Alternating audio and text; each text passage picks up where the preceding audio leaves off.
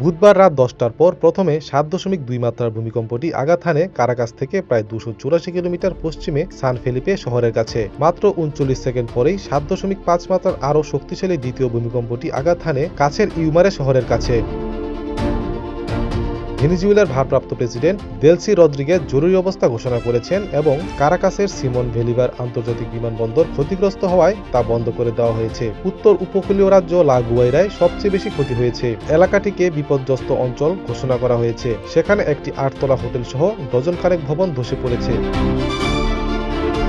মার্কিন ভূতাত্ত্বিক জরিপ সংস্থা ইউএসজিএস পূর্বাভাস মডেলে জানিয়েছে হতাহতের সংখ্যা সম্ভবত হাজারে পৌঁছাবে এবং ১০,০০০ ছাড়িয়ে যাওয়ার সম্ভাবনা রয়েছে।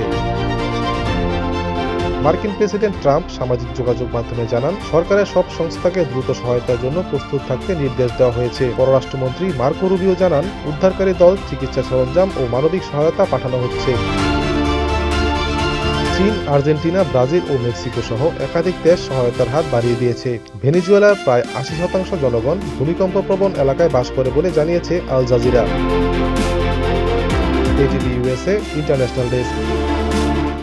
এটিভি ইউএসএ, বিশ্বজুড়ে বাঙালিয়ানা।